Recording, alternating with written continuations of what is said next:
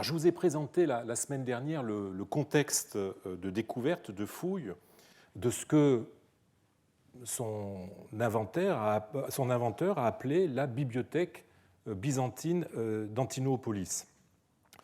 Il nous reste aujourd'hui à examiner les livres qui la constituaient en essayant d'identifier un à un chacun de ces livres à partir des quelques indices très menus, on l'a vu, laissés par Johnson dans son rapport de 1914.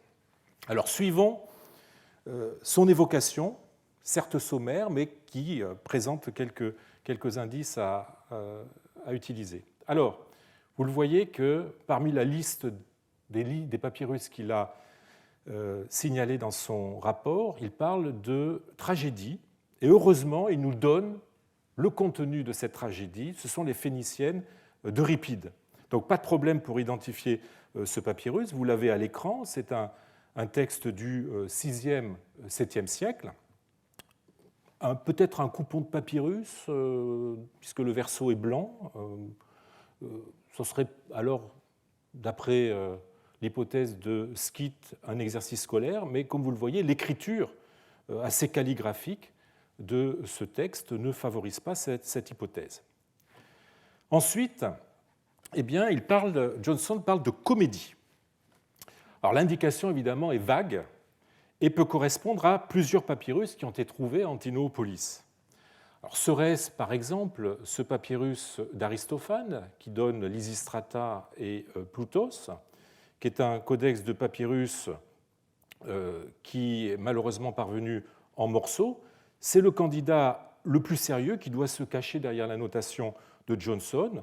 Mais on peut aussi penser à d'autres papyrus, comme ce codex de parchemin en minuscule alexandrine, dont il ne reste vraiment qu'un tout petit bout, qui donne la Samienne de Ménandre, ou bien, encore plus incertain, ce codex de papyrus en écriture très cursive, qui pourrait être de Ménandre, qui donne une pièce non identifiée de Ménandre. On a pensé que ça pouvait être Apistos ou Dactylios ou Thésauros. Bon. Ça peut être aussi ce papyrus probablement de Ménandre, là encore, mais la pièce n'est pas facilement identifiable. C'est un codex de parchemin en majuscule biblique. Ou enfin, on peut penser, mais malgré sa date, on peut penser à ce papyrus, à ce codex de papyrus qui est écrit dans une petite écriture assez fine qui oriente vers le IIIe siècle. Donc on aurait quelque chose de beaucoup plus ancien que le reste. Bon. Johnson parle ensuite d'histoire, papyrus d'histoire. Bon. Là encore, le terme est vague, trop vague pour nous permettre d'identifier sûrement le ou les textes de la trouvaille. Alors on peut songer par exemple à ce codex de parchemin de Denis d'Halicarnasse qui a un grand intérêt de présenter une version courte des antiquités romaines qui a été copiée au 5e, 6e siècle. On a aussi d'autres papyrus d'histoire qui ont été trouvés à Antinopolis, comme ce codex de parchemin des histoires de Thucydide de la deuxième moitié du IVe siècle, ou bien ce texte, quoiqu'anonyme, qui semble être un texte historique, ou peut-être une biographie, qui fait référence à la bataille, probablement d'Actium, on n'en est pas sûr, et c'est un texte du 5e, 6e siècle. Alors continuons à nous promener dans le rapport de Johnson. Après l'histoire, il nous parle de théologie. Alors, dans le vocabulaire des papyrologues d'Oxford, théologie ne désigne pas, disons, ce qu'on voit maintenant derrière ce terme, mais désigne n'importe quel type de texte de nature chrétienne. Alors, sans plus de détails, évidemment, il est impossible de savoir quelle œuvre ou quelles œuvres se cachent derrière cette notation. Si je me restreins au 5e, 7e siècle, eh bien, je relève dans les papyrus d'Antinopolis ce fragment des psaumes du 6e siècle, dans une écriture majuscule penchée. Ce fragment de papyrus de bonne qualité de Jérémie, pour lequel je n'ai pas de photo à vous montrer. Un autre fragment d'Esther qui a la particularité d'être en latin. C'est un texte copié vers la fin du Ve siècle, sur parchemin.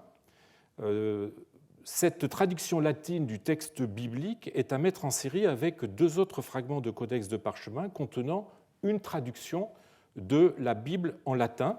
Je veux parler du papyrus du PSI 1306, qui est un codex de parchemin trouvé par Brescia dans les fouilles qu'il mena en Tinopolis en 1937-1938, et qui donne une édition bilingue des Éphésiens de Paul, avec la colonne de gauche qui donne la version grecque et la colonne de droite qui donne la traduction latine.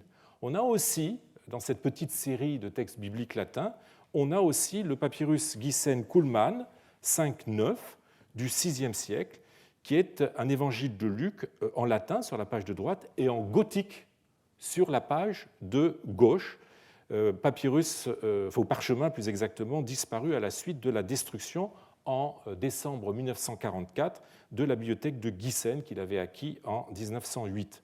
Alors cette petite série de papyrus bibliques latins est d'autant plus significative qu'il existe moins d'une vingtaine de papyrus latins à contenu chrétien, trouvés en tout cas en Égypte. Il pourrait s'agir d'éditions de luxe provenant de grands centres de production libraire en latin, à moins évidemment qu'Antinopolis n'ait eu ses propres scriptoria pour satisfaire la demande de manuscrits latins de qualité. Et puis enfin, on quitte le domaine, on va dire, plus biblique pour la patristique. On a trouvé à Antinopolis ce qui pourrait être un texte de Basile de Césarée, les règles de Basile, qui est un codex de papyrus du 5e, 6e, 7e siècle, de bonne qualité, en majuscule alexandrine. Alors, en plus des livres chrétiens en grec, Johnson a retrouvé des ouvrages en copte. Alors, je le cite, le copte n'était naturellement pas absent dans un monticule si tardif. Et il y avait quelques fragments littéraires assez fins, en grosse écriture, en plus d'une ou deux pages de vélin de petite taille. Alors, malheureusement, il ne précise pas le contenu de ces manuscrits, mais il s'agissait évidemment de littérature biblique ou plus largement chrétienne. Alors, j'aurai l'occasion de revenir beaucoup plus longuement la semaine prochaine sur l'importance que revêt la découverte de livres en copte dans un tel contexte.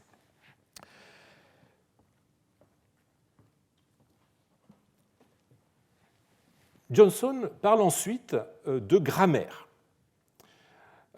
Il est plus précis dans la suite de son rapport, je le cite, entre autres fragments, ceux du livre grammatical sont remarquables, car ils contiennent non seulement un alphabet latin avec les noms en lettres grecques, par exemple F, IFE, R, IRE, etc., mais des listes de noms avec leur équivalent sténographique, ce dernier faisant considérablement progresser notre connaissance de la tachygraphie grecque. Alors, je rappelle que la tachygraphie, c'est l'art d'écrire vite, c'est-à-dire c'est la sténographie.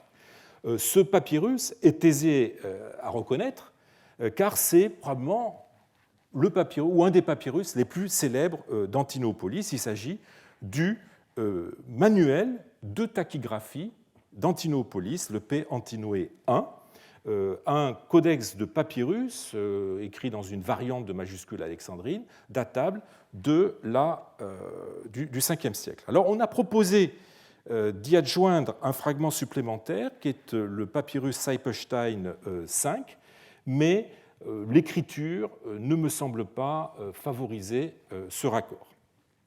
Alors, ce manuel de tachygraphie présentait les deux parties de la méthode qui permettaient, dans l'Antiquité, de se former à la tachygraphie. Quelles sont-elles ? Tout d'abord, le syllabaire, ce qu'on appelle en grec syllabai, les syllabes.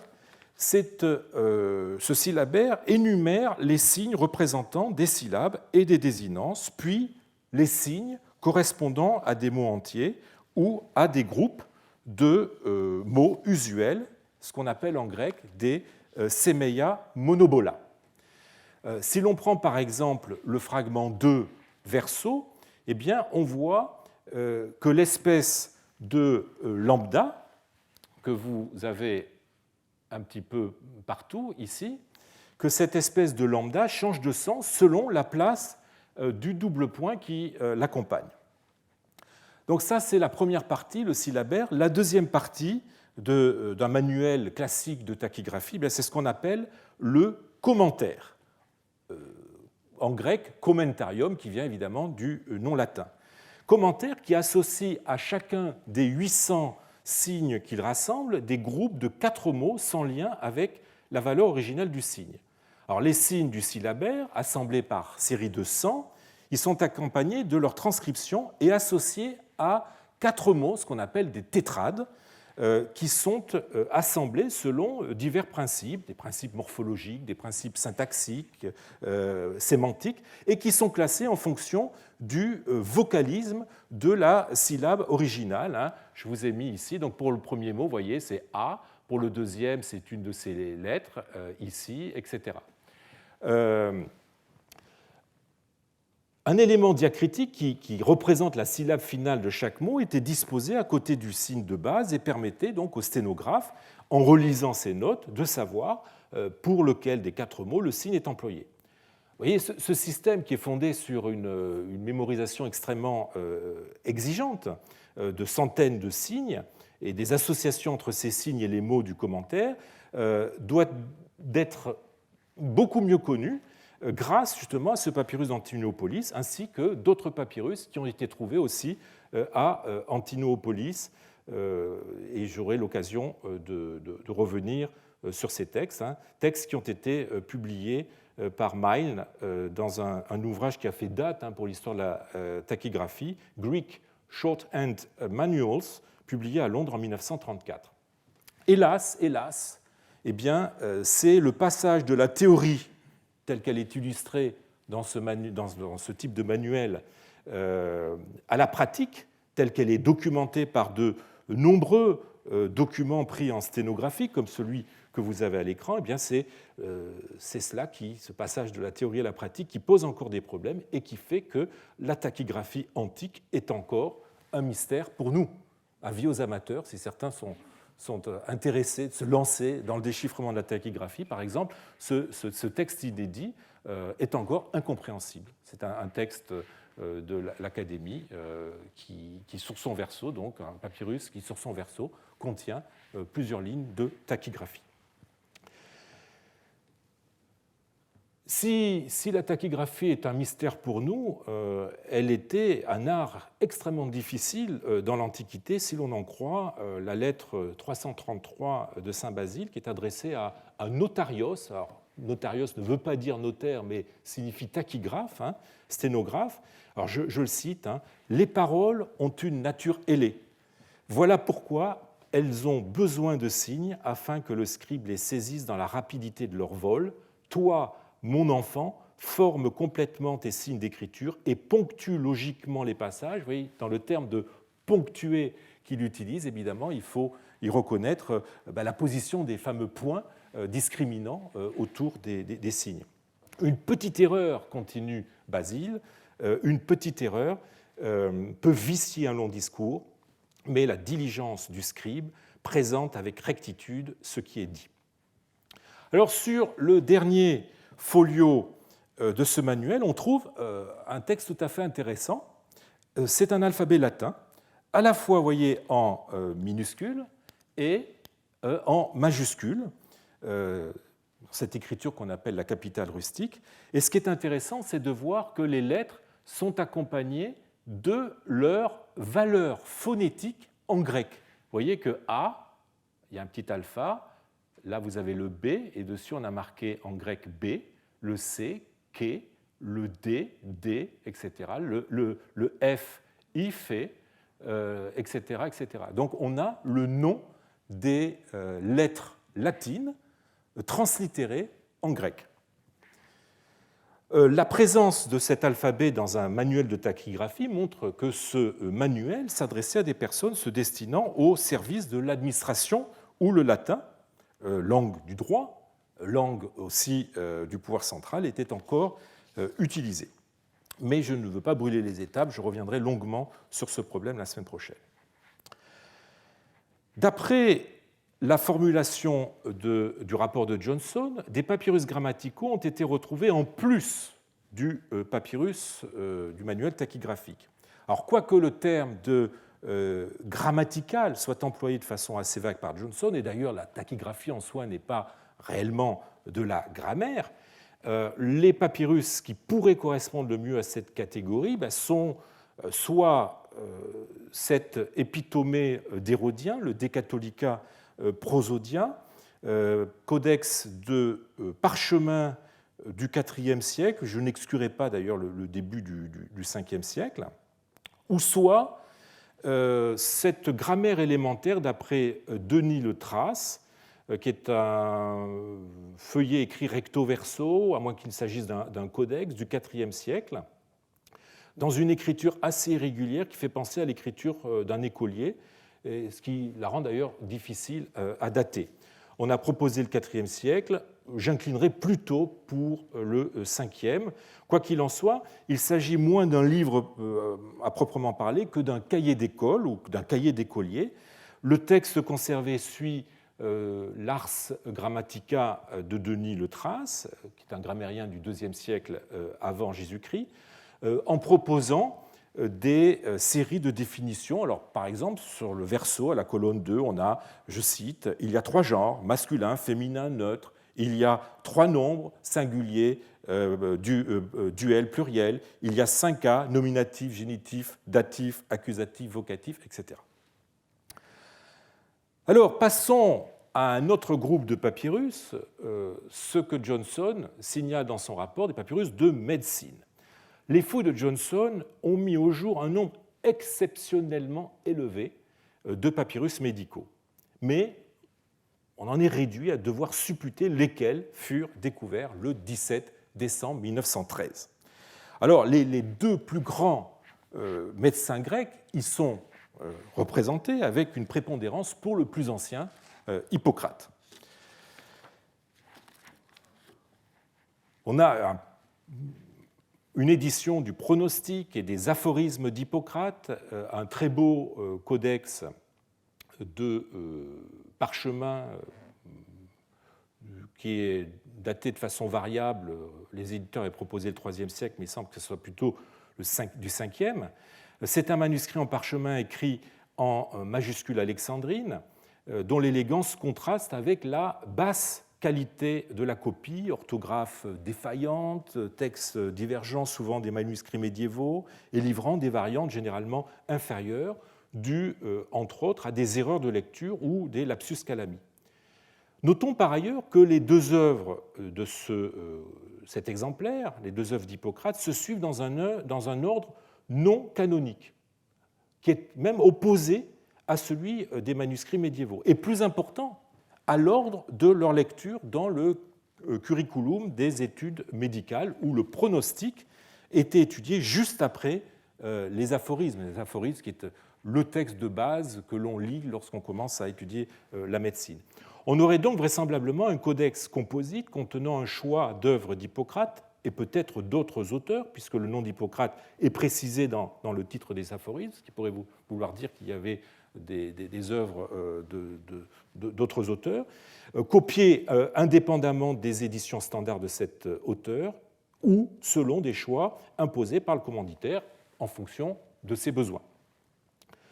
Le matériau et la qualité de l'écriture montrent cependant qu'il n'a pas réalisé ce travail lui-même, mais l'a fait faire par un copiste à l'écriture assurée, mais au niveau philologique assez bas.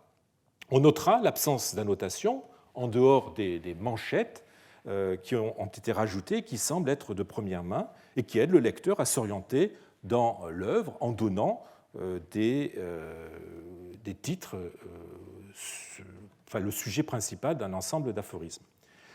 Le fait que l'on doive aussi à la première main les points et ce qu'on appelle les paragraphoïdes, ces petits traits qui structurent le texte, montre que ce codex a été conçu dès l'origine pour être aisément consultable. Et Isabella Andorlini, la grande papyrologue spécialisée en médecine, avance l'hypothèse que ce livre, ainsi présenté, contenant une œuvre fondamentale dans le cursus des études médicales, ou des œuvres fondamentales, pouvait servir comme livre d'études durant un cours oral ou pouvait éventuellement constituer le texte de référence à un véritable commentaire écrit, préparé par un autre livre et transmis indépendamment de l'œuvre originale.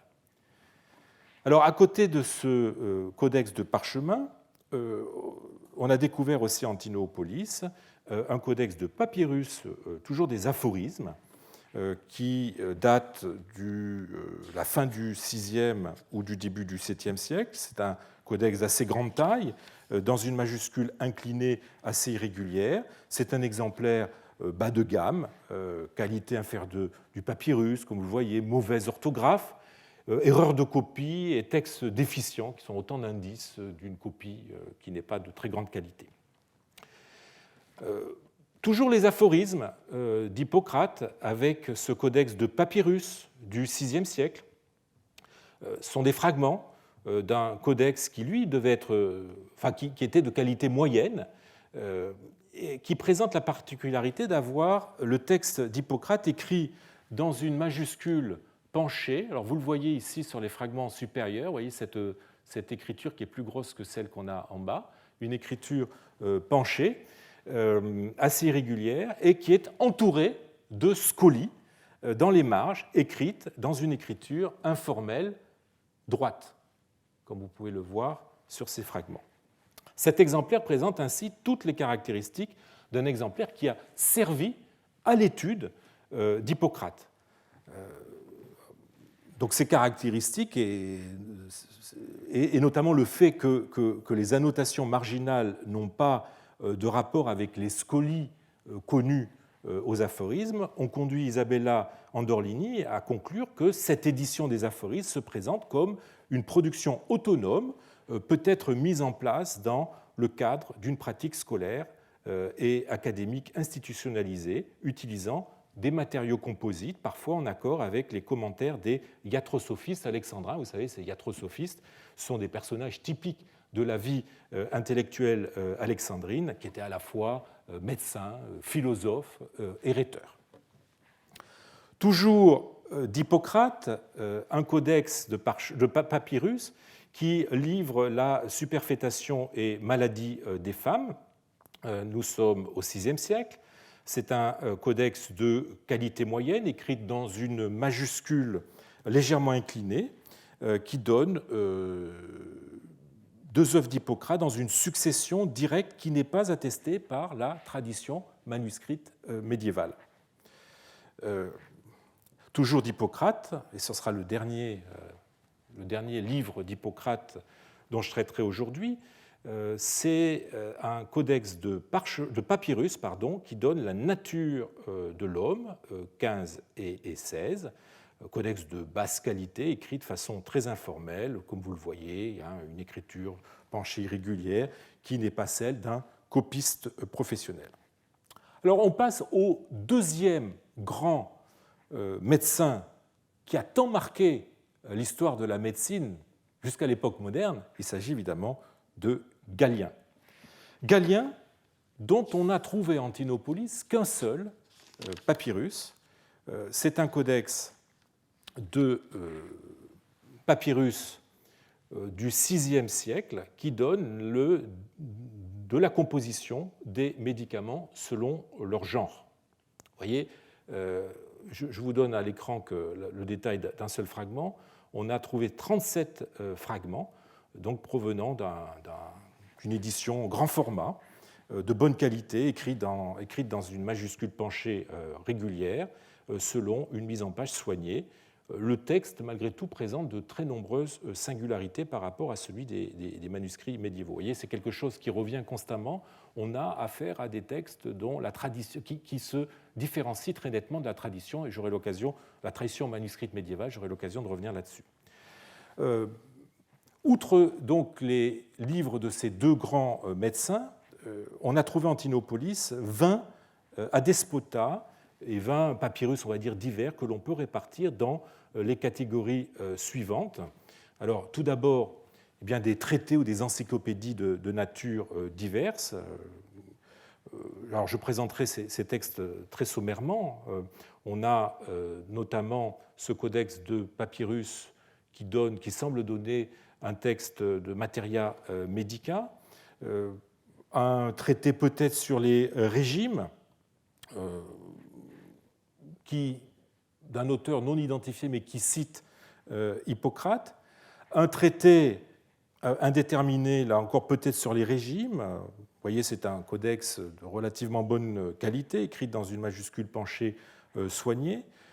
Ce qui pourrait être une encyclopédie médicale, écrite dans une majuscule penchée assez soignée, avec des additions dans les marges inférieures, probablement de la même main, mais cette fois-ci carrément documentaire. On voit bien l'opposition entre ce type d'écriture et celui-là. Donc c'est une compilation médicale, citant Oribase, citant Paul d'Égine, citant Aesius, donc ces grands médecins de l'époque tardive, dans les marges de laquelle ont été ajoutées dans une cursive documentaire des recettes, soit tirées d'autres ouvrages, soit issues d'une expérience personnelle. Et selon Francesca Corazza, qui est la dernière à s'être penchée sur ce papyrus, eh bien ce codex, en combinant des sources traditionnelles à des matériaux issus peut-être d'une pratique quotidienne de la médecine, serait assez typique des compilations d'époque byzantine comme celle d'Oribase, de Paul d'Égine ou d'Aesius. On a trouvé aussi un traité anatomique combiné à un réceptaire, écrit dans une majuscule penchée soignée. Selon la dernière édition, on aurait affaire à un codex de papyrus conservant les restes d'un traité anatomique et d'un recueil de prescriptions pharmacologiques. Le fragment 3 contient 2 recettes d'Alexandre de Tralles concernant la fabrication de charmes pour guérir des maladies abdominales, alors que les fragments restants présentent parfois des similitudes avec d'autres prescriptions d'Alexandre. On a aussi cette encyclopédie, peut-être cette encyclopédie médicale de bonne qualité, qui est probablement une compilation de divers extraits de médecins, en l'occurrence, d'après le fragment du titre, d'après le titre du fragment 1 recto, Antilus, qui est un médecin probablement alexandrin du IIe siècle.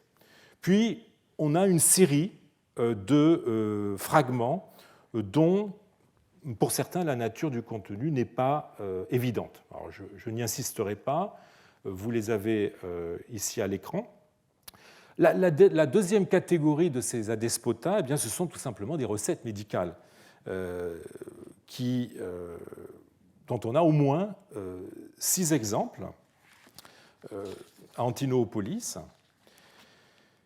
Alors, parmi ces recettes médicales, ces réceptaires, signalons ceux d'un contenu un peu particulier, puisqu'il s'agit de recettes à contenu magico-médical.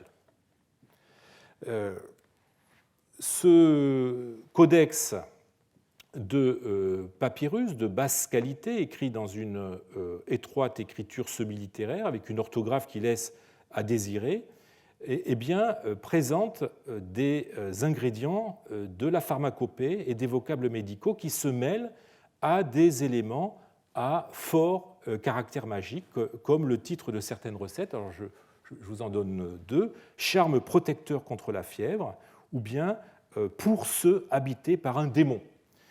Et vous voyez qu'aussi, en plus du titre de certaines recettes, on trouve ce qu'on appelle des voces magicae, des mots magiques, ou des caractères, ces signes un peu bizarres que l'on trouve dans les papyrus magiques, qui sont tout à fait caractéristiques de ce type de production, où on trouve aussi certaines injonctions qui rappellent la confection des amulettes. Par exemple, à la ligne 23-25, on a la phrase suivante, « faire une bague gothique », voyez, la mode gothique existait déjà à l'époque, une bague gothique, et y inscrire le nom donné ci-dessous et la porter à la main droite sur le majeur. Voilà, alors on peut ajouter à ce papyrus deux autres du même genre. Bon. Et enfin, je passerai sur des papyrus, disons au moins deux papyrus de contenu médical incertain. Alors je reviendrai évidemment plus tard sur cette quantité tout à fait singulière de papyrus médicaux et nous verrons que ça s'inscrit tout à fait bien dans ce que nous savons d'Antinopolis. Alors reprenons toujours le rapport de Johnson. Il nous parle ensuite d'Homère, à la fois Iliade et Odyssée. Alors évidemment, sans plus de détails, il est impossible d'identifier les livres homériques trouvés le 17 décembre 1913 au milieu des 22 papyrus homériques qui ont été publiés dans les papyrus, les 3 volumes des papyrus d'Antinopolis, qui sont aussi bien sur parchemin que sur papyrus, dans des écritures aussi bien formelles qu'informelles, et qui se répartissent dans le temps de la façon suivante, que je vous ai indiqué à l'écran. Alors je n'y insisterai pas. Ensuite, eh bien, Johnson nous parle de mains minuscules morceaux de Théocrite, à côté, précise-t-il, d'un ensemble de 10 pages d'Hésidiles parvenues au complet. Alors, je crois que la découverte qu'il en a faite, qui est une découverte majeure de ces fouilles, mérite que je cite ce qu'il dit de ce texte. D'un petit carré de cendre dans les interstices des tessons émergea un beau morceau de Théocrite, aussi sec et cassant que le reste, résistant à peine au toucher, qui plus tard, après avoir été traité par humidification, a livré environ 10 pages, plus ou moins complètes, des idylles. Alors, il s'agit du manuscrit le plus célèbre de cette trouvaille, publié 16 ans après sa découverte par Hunt et Johnson lui-même, un codex daté par l'écriture du 5e, 6e siècle, j'inclinerai à le dater plutôt du 6e, dont sont parvenus jusqu'à nous 6 folios très endommagés, les minuscules morceaux dont parle Johnson, et 10 autres consécutifs relativement bien conservés. Le texte est truffé de corrections, doté de nombreux signes diacritiques, des accents, vous le voyez, des accents, des esprits, des points, des apostrophes, ici vous en avez une par exemple, 4, des diastoles, c'est-à-dire des marques signalant des séparations, ainsi que des marques de quantité. Le texte de Théocrite est accompagné de très nombreuses gloses, on les voit ici dans les marges, certaines peut-être de la même main que celle du copiste, d'autres dues à plusieurs autres personnes. Alors, une de ces annotations est en copte, ce qui est absolument exceptionnel pour un texte de culture classique et évidemment très instructif sur le profil linguistique de celui qui en est l'auteur. J'y reviendrai longuement la semaine prochaine. Si ce codex est d'une extrême importance pour la philologie théocritéenne, eh bien, il n'en reste pas moins une production assez modeste du point de vue des standards de la librairie antique. L'écriture, une majuscule inclinée, influencée par la majuscule biblique, qui est d'ailleurs, entre parenthèses, assez proche des autographes de Dioscore d'Aphroditê, sur lequel j'aurai l'occasion de revenir, cette écriture n'a aucun caractère régulier qui lui donnerait une allure tant soit peu calligraphique. Elle est déparée par de très nombreuses corrections, comme vous le voyez, qui sont grossièrement exécutées. Les gloses sont ajoutées sans souci d'harmonie, de la mise en page. Et surtout, le texte même trahit une connaissance lacunaire du grec et un sens philologique peu développé, aussi bien chez le copiste que chez les correcteurs ou les annotateurs, avec de nombreux phonétismes. On a des confusions du genre delta, tau. On a des lectures amétriques, des lapsus calami divers et variés, non justifiés par le sens et des annotations de très bas niveau. Il s'agit donc d'un exemplaire de travail ayant appartenu à quelqu'un qui n'était manifestement pas un érudit, qu'au moins, mais qui n'était pas un érudit, mais qui souhaitait se former à la poésie alexandrine. Et j'ai déjà eu l'occasion de vous dire l'importance que cette poésie a eue dans la formation à cette époque. Et nous avions vu ça il y a 2 ans. La glose en copte pourrait indiquer qu'au moins un des utilisateurs de ce codex était coptophone, un de ces coptes appartenant à des milieux bien hellénisés et souhaitant se réclamer pleinement de la culture grecque, par ailleurs indispensable pour une carrière administrative. La copie du codex et l'ajout de gloses et de nombreux signes diacritiques et prosodiques pourraient s'inscrire dans un cadre scolaire, au sens large du terme. C'est la conclusion à laquelle est parvenu Fausto Montana, qui a passé au crible les nombreuses annotations qui le parsèment et qui en arrive donc à la conclusion que l'apparat de notes de ce papyrus est dû à une ou plusieurs personnes ayant bénéficié d'une initiation élémentaire à l'œuvre théocritéenne, probablement réalisée sous la conduite du grammatikos, à l'aide d'un upomnéma, c'est-à-dire d'un commentaire de teneur scolaire, et des travaux lexicographiques passés au filtre de leur bagage culturel et professionnel et calibrés pour correspondre à un objectif didactique bien particulier. Il continue en disant, en revanche, si le contenu, la qualité linguistique et terminologique du commentaire apparaissent globalement incertains et de niveau modeste, le choix d'une œuvre littéraire difficile est clairement le signe d'une ambition pédagogique visant à atteindre un statut social ou professionnel élevé. En supposant que sa formation précédente avait suivi les grandes lignes conventionnelles du programme scolaire de l'Antiquité tardive, eh bien, le public de ces leçons devait en avoir fini avec Homère et quelques auteurs du théâtre classique. On serait donc ici à un stade plus avancé de la formation scolaire. Johnson a aussi mis au jour des ouvrages en latin, en plus des alphabets du manuel tachygraphique dont je vous ai parlé. Il évoque en effet dans son rapport des fragments latins sur papyrus, parchemin et papyrus de moindre valeur, ainsi que, je le cite, une boule de papyrus qui avait servi de bouchon à une jarre qui a livré un fragment littéraire latin. Alors, pour les textes sur papyrus, sur parchemin, on peut hésiter entre les 3 manuscrits suivants. Je n'insisterai pas sur ces 3 manuscrits, je ne vous parlerai que du premier, les Satires de Juvénal. C'est un codex de parchemin qui conserve la satire 7, la satire sur les misères des gens de lettres, codex qui aurait été copié au VIe siècle.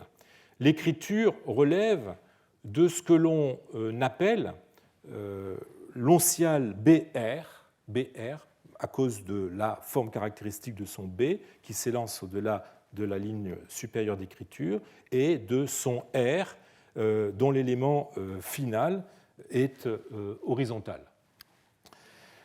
C'est une écriture qui est typique des manuscrits juridiques de qualité de l'époque de Justinien, et on a pensé que, comme d'autres manuscrits en onciale BR, notamment le Codex florentin des digestes de Justinien, eh bien, il devait provenir de Constantinople. Mais plus récemment, on a envisagé la possibilité que ce manuscrit puisse être aussi une production égyptienne, et je renvoie pour cela à l'article de Gabriel Noki-Macedo, qui a consacré une communication au congrès de Varsovie, au 27e congrès de Varsovie, intitulé Juvenal in Antinoé, et qui a été publié en 2016. Au texte principal, sont ajoutées de nombreuses gloses marginales ou interlinéaires dues à trois mains, la main B, C et D. On doit à la main B l'ajout d'accents indiquant les syllabes accentuées des mots et non l'accent métrique, le tréma sur le I, la ponctuation de façon assez irrégulière et évidemment des marques, puisqu'on est en poésie, des marques de quantité. Vous avez ici le mot kenatio avec le A et le O qui sont pourvus de marques de quantité longues. Quelques signes critiques ont été aussi ajoutés, notamment le zeta, le fameux zeta qui est l'abréviation de zetei ou zeteson, à chercher, qui indique un endroit nécessitant des recherches ultérieures, ainsi que ce qu'on appelle la dipléobilisménée, qui est donc un trait avec une fourche, qui semble indiquer un vers intéressant ou difficile. Alors là encore, le niveau des annotations est plutôt décevant. Le premier éditeur les qualifiait d'ineptes et allait même jusqu'à dire, avec un mépris tout à fait typique de l'attitude de la critique de cette époque envers l'Antiquité tardive, qu'elles n'ont pas grand-chose, je le cite, qu'elles n'ont pas grand-chose à nous dire si ce n'est l'ineptie abyssale dont les commentateurs du 5e siècle étaient capables. Il est vrai qu'elles sont évidemment très éloignées des glosses de certains papyrus, consistant en des remarques grammaticales, des commentaires historiques, des renvois à des variantes, qui sont autant de manifestations de la culture de l'annotateur, ou à tout le moins de sa curiosité intellectuelle. Ici, rien de tout cela.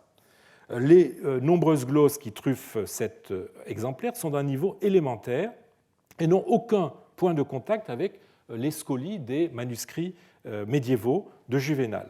Alors, elles donnent des synonymes, alors en latin, par exemple, gestetur, qui est glosé portetur, ou en grec. Ici, vous avez kenatio, qui est salle à manger, qui est glosé par aristérine pour aristérion, ou alors évidemment out qui, du fait de sa polysémie, nécessitait là effectivement une glose pour savoir quel pouvait être son sens, en l'occurrence c'est pos. Ces annotations ajoutent aussi des manchettes pour préciser de quoi il est question. Par exemple, en face du vers 174, on a l'indication des tessera au sujet de la tessère, et donc il s'agit effectivement d'un vers ou d'un groupe de vers qui parle de ces fameuses tessères de ravitaillement contre lesquelles on pouvait échanger du blé. Ces annotations donnent aussi quelques précisions très terre à terre pour mieux comprendre le texte. Au vers 178-179, on a le texte du Juvénal nous dit porticus in qua gestetur dominus, un portique où le maître se fait porter, et l'annotateur a rajouté en grec dans la marge kata eleipsin para tondulon, sous-entendu par des esclaves, évidemment. On dirait des notes de cours prises dans le cadre d'une lecture très scolaire de cette œuvre, et encore sous la houlette d'un professeur de latin qui commet des contresens. Au vers 189-190, Juvénal parle d'exempla novorum fatorum, qu'il faut traduire par exemple d'une destinée hors du commun, où novorum, novus, a le sens d'inhabituel, et qui est glosé en grec par ton néon, des jeunes. Un beau contresens. Je reviendrai plus tard, là encore, sur ces glosses sur ce que ces glosses nous apprennent du profil du lecteur annotateur. Alors, pour les textes sur papyrus, en latin, trois possibilités s'offrent à nous. Je m'arrêterai surtout sur l'une d'entre elles. Pourquoi ? Parce que c'est une très belle édition, superb edition, disait l'éditeur, une édition de luxe des Géorgiques de Virgile, un codex de papyrus avec la moitié quatrième, moitié cinquième, avec explicite et incipit à l'encre rouge, argument au début de chaque chant, ainsi que des scolies. Selon l'éditeur, ce serait un des rares exemplaires de Virgile à ne pas être d'origine scolaire. Alors on a aussi un traité juridique, évidemment, le latin c'est la langue du droit, donc il est normal de trouver des papyrus juridiques. On a 2 traités juridiques parvenus donc, sur papyrus à Antinopolis. Enfin le meilleur, j'ai gardé le meilleur pour la fin. Enfin, je n'ai fait que suivre en fait, le rapport de Johnson, mais il se trouve que Johnson parle à la fin d'un... J'ai oublié de vous montrer pardon, les géorgiques de Virgile. Johnson parle à la fin de son rapport d'une page, a page of an illustrated botanical work, probably Dioscorides. C'est peut-être le papyrus le plus célèbre de la trouvaille de Johnson avec le papyrus de Théocrite. Alors il s'agit d'un livre conservé à la Wellcome Foundation Library, datable du 4e, 5e siècle. J'aurais une petite préférence pour le 5e. Sont les restes d'une feuille d'un codex de papyrus et de 5 fragments de ce même codex comportant une illustration et un texte en grec donnant le nom de la plante et des indications sur son usage thérapeutique. C'est donc là encore en fait un livre annexé, on va dire, au domaine médical. J'aurais pu le traiter dans les papyrus médicaux, mais comme j'ai suivi l'ordre des éléments de la phrase de Johnson, je l'ai gardé pour la fin. Ce codex présente une caractéristique matérielle tout à fait étonnante. Les 2 faces des fragments, enfin de chacun des fragments de folio, sont écrites perfibralement. C'est-à-dire que chaque folio a son recto et son verso avec des fibres horizontales.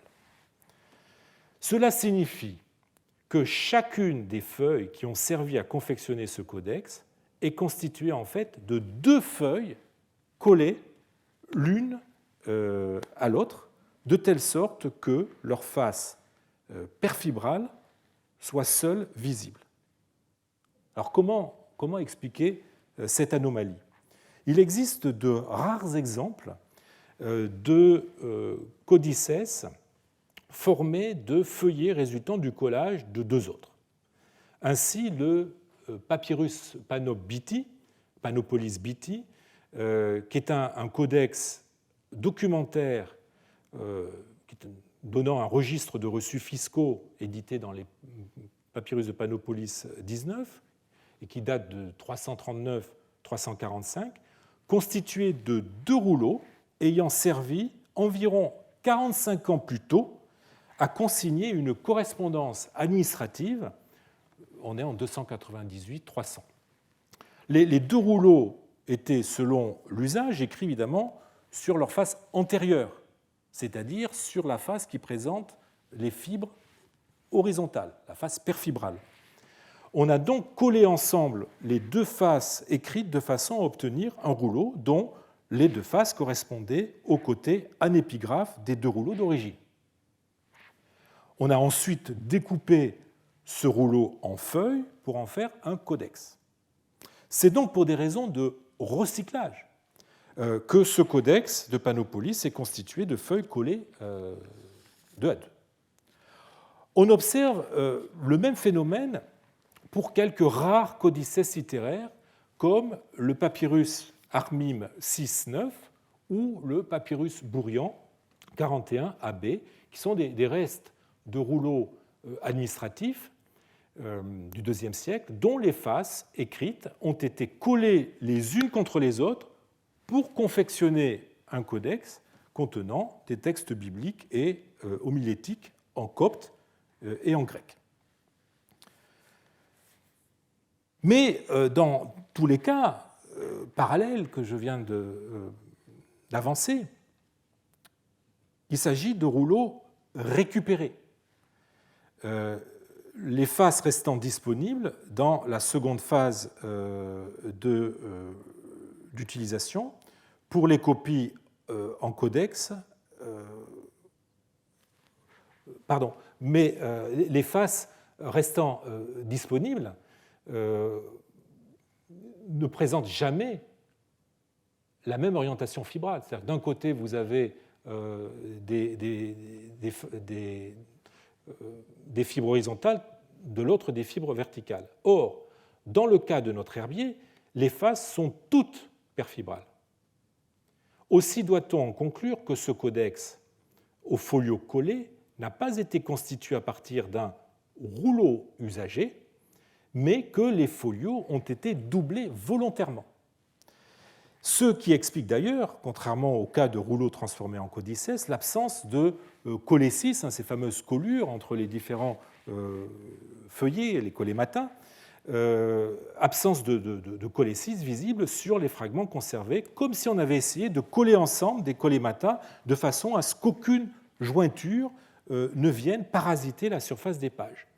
La raison donc de ce doublage des folios est très probablement motivée par le désir d'obtenir un codex aux pages beaucoup plus solides.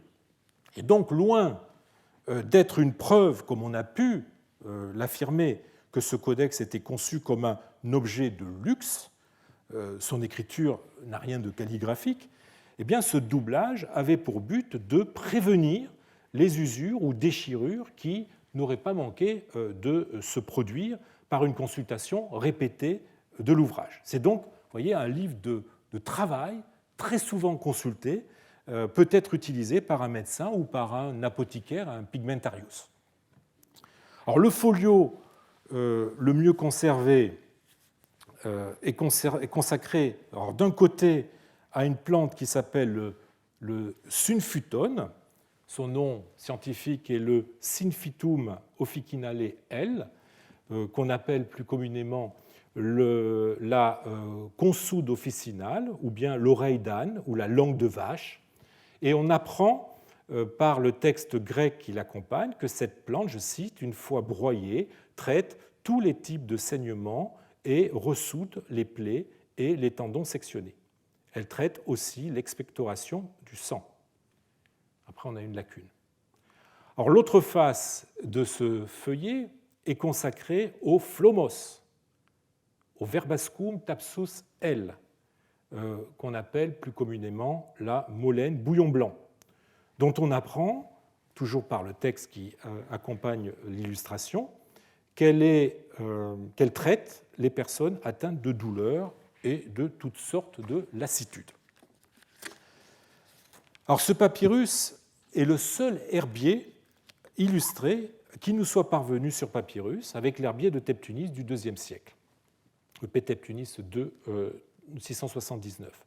Il présente la particularité de découler d'une œuvre de médecine astrale intitulée De Virtutibus Herbarum, de la vertu des plantes, où les plantes sont associées aux diverses planètes, mais si son caractère fragmentaire incite à la prudence, même si son caractère fragmentaire incite à la prudence, eh bien, il semble bien qu'il n'y ait plus dans ce codex de traces de la dimension astrologique de cette œuvre dans les notices de l'herbier, si bien qu'on a émis l'hypothèse que nous aurions là une version réduite du De Virtutibus Herbarum, dans laquelle l'épithomateur aurait supprimé les éléments magico-astrologiques et gardé, en les paraphrasant, les sections purement médicales ou botaniques.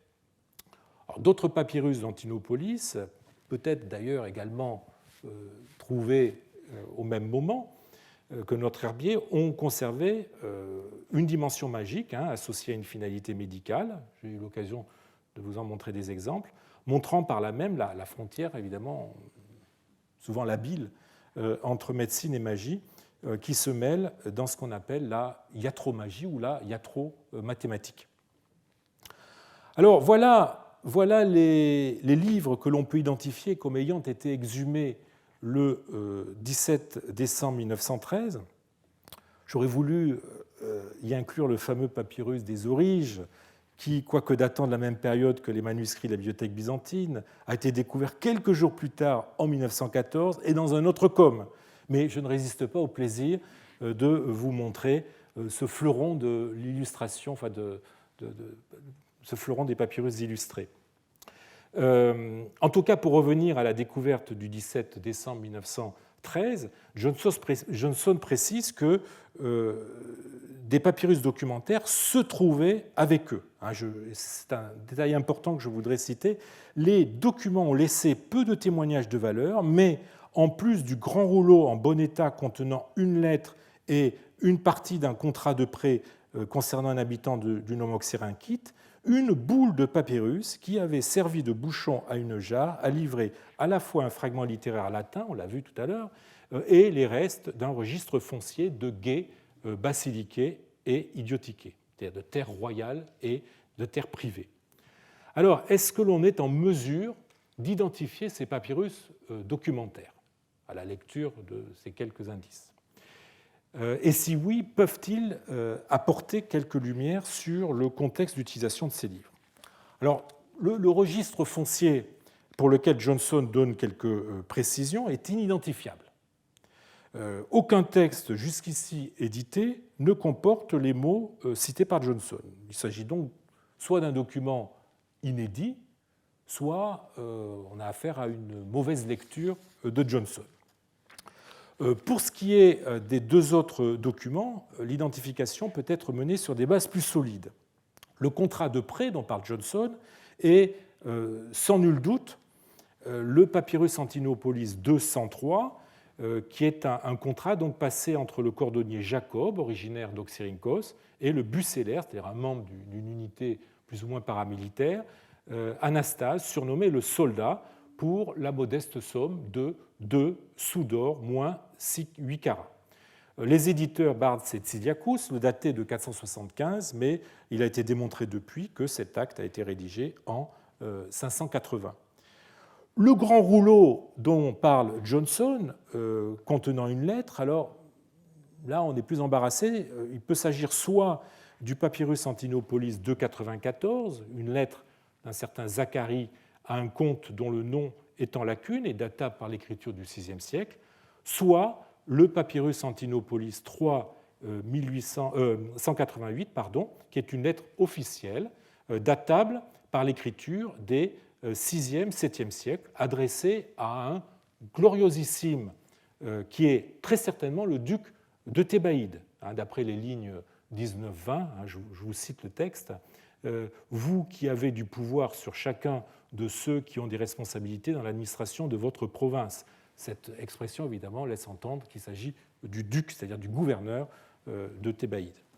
Il y est question d'une lettre qu'un gloriosissime, là encore Théodose, quittant Constantinople, a apportée pour lui de la part de Drosérios, curateur de la Domus Divina de Placidie, ce qui semble confirmer la qualité de duc du récipiendaire de cette lettre, dans la mesure où c'est, comme vous le savez, le duc qui est le représentant provincial de la Domus Divina.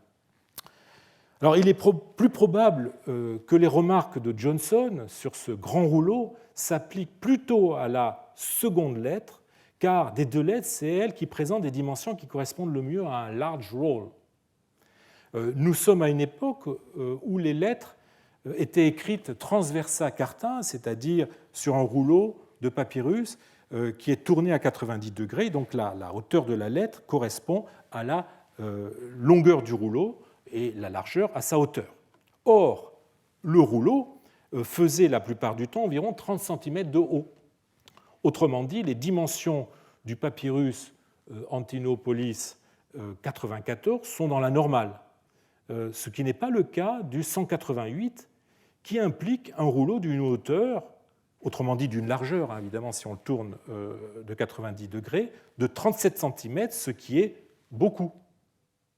Même si nous sommes au début du 7e siècle, on sait que c'est une époque où les rouleaux ont tendance, la hauteur des rouleaux a tendance à augmenter. Mais on est quand même au-dessus de la normale. Ces deux documents offrent un ancrage chronologique plus sûr que les papyrus littéraires, toujours difficiles à dater, qui nous aident peut-être à dater la dernière phase d'utilisation de cet ensemble. Le contrat et de 580, la lettre du 6e, 7e siècle, ce qui, dans la terminologie des papyrologues, veut dire plutôt fin 6e, début 7e. Qu'en est-il des livres ? Les 4 identifiables avec certitude couvrent justement une période allant du 4e, 5e au 6e, 7e. Euripide, Manuel de tachygraphie, Théocrite et L'Herbier. Ces 4 livres offrent une amplitude chronologique qui est tout à fait homogène, avec un noyau 5e, 6e, tout à fait homogène et tout à fait compatible avec ce que nous savons de la durée moyenne d'utilisation des livres. Ici, 2 siècles, si l'on considère que cet ensemble a dû être utilisé jusqu'à la fin du VIe siècle, ou au début du VIIe. Les autres livres que nous avons passés en revue, identifiés de façon plus hypothétique, sont conformes à ce schéma. On a donc un ensemble de livres dont la copie va peut-être du IVe siècle et assurément du Ve jusqu'au VIe, VIIe, ce qui, en vertu des habitudes papyrologiques, je vous l'ai dit, signifie plutôt fin VIe ou début VIIe. Les papyrus documentaires semblent donc en parfaite synchronie avec la dernière phase d'utilisation des livres. Ceux-ci ont probablement été jetés dans le dépotoir au VIIe siècle. Ces mêmes papyrus documentaires, s'il faut bien les rattacher aux livres trouvés avec eux, peuvent offrir des données précieuses pour déterminer éventuellement le milieu de leur lecteur. Avec la lettre, quelle que soit l'identification pour laquelle on opte, on a affaire à un récipiendaire de qualité, un très magnifique comte ou un très glorieux duc. 2 personnalités chez lesquelles ne dépareraient pas certains des livres de facture supérieure, voire de luxe, que nous avons rencontrés. Contrairement aux bibliothèques d'Oxyrhynchos, aux bibliothèques de Lycopolis, aux bibliothèques d'Hermopolis, que nous avons vues la semaine dernière, la bibliothèque de Torinos, dont le faciès codicologique était d'une qualité médiocre, correspondant à celui attendu chez des représentants de la petite bourgeoisie, eh bien, les ouvrages d'Antinopolis, par leur standard, pointent en effet dans l'ensemble vers un milieu bien plus élevé, celui de l'aristocratie de la capitale de Thébaïde. Je vous rappelle qu'Antinopolis est la capitale de Thébaïde. Mais dans le détail, on éprouve quelques difficultés à mettre ces livres en rapport avec une personnalité unique, même s'il est vrai, la plupart ne peuvent être précisément identifiés. Alors, avant de poursuivre la mise en contexte de ces ouvrages, il nous faut chercher d'abord, à partir de leur contenu, à en caractériser les traits les plus saillants. C'est la tâche que je vous propose de réaliser la semaine prochaine. Merci.